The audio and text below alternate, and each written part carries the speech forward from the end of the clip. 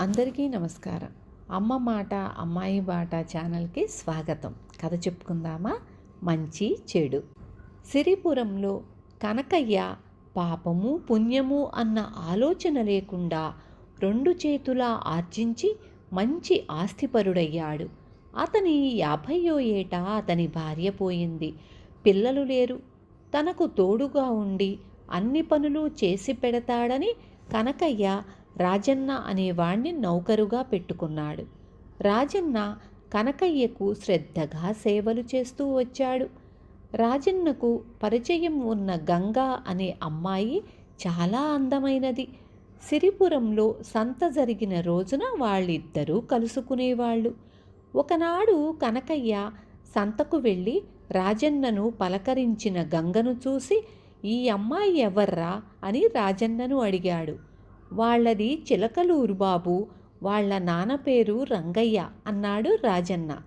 కనకయ్యకు గంగను పెళ్ళాడి మళ్ళీ సంసారం చెయ్యాలనిపించింది. అతను పెళ్ళిళ్ళ పేరయ్యను ఒకణ్ణి పిలిచి రంగయ్య వద్దకు రాయబారం పంపాడు. రంగయ్య పేదవాడు.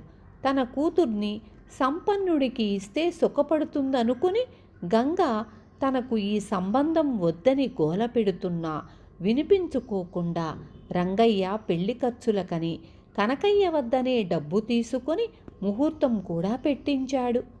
గంగను పెళ్లాడదామనుకుంటున్న రాజన్న హతాశుడయ్యాడు. చిలకలూరులో అతనికి పర్వతాలు పానకాలు అని 2 మిత్రులున్నారు. వాళ్ళు నాటకాలాడుతూ ఉంటారు. తనకు గంగ దక్కకుండా పోతున్నదని వాడు వాళ్లతో చెప్పుకొని గోల పెట్టాడు. వాడికి ఎలా తోడ్పడగలమా అని వాళ్ళు కూడా తెగ ఆలోచించారు. చివరకు వాళ్ళు రాజన్నతో తాము చేసిన ఆలోచన ఒకటి చెప్పి అది పారితే గంగ పెళ్ళి తప్పకుండా చెడిపోతుందన్నారు. రేపు ముహూర్తమనగా కనకయ్య రాజన్నను వెంట పెట్టుకుని తరలివచ్చిన చిలకలూరి శివార్లలో ఉన్న ఒక వీధిపడిలో విడిది చేశారు. ఆ సాయంకాలమే ఆ ఊళ్ళో ఒక పండు ముసలిది చచ్చిపోయింది.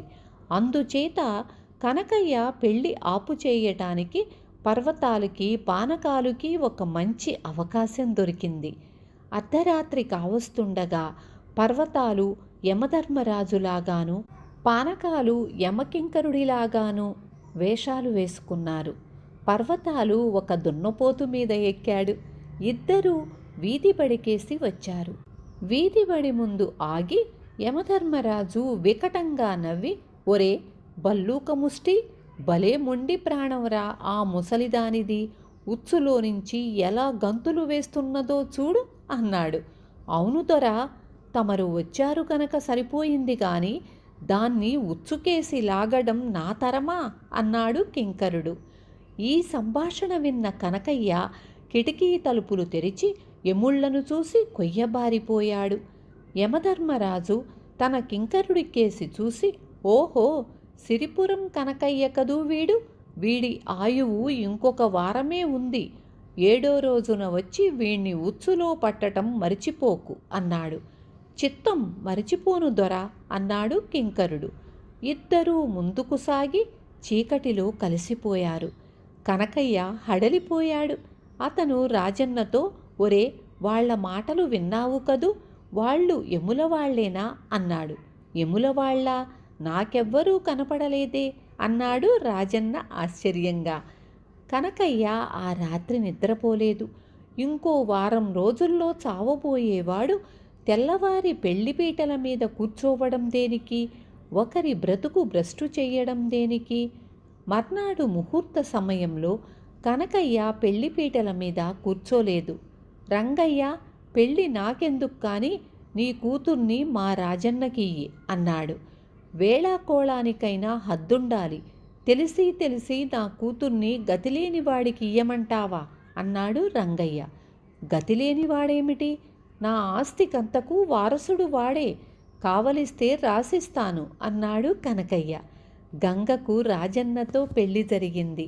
7వ నాడు కనకయ్య యమకింకరుల కోసం ఎదురుచూశాడు. కానీ ఎవ్వరూ రాలేదు. విన్నారు కదా. రేపు మళ్ళీ ఇంకొక మంచి కథతో మీ ముందుకొస్తాను.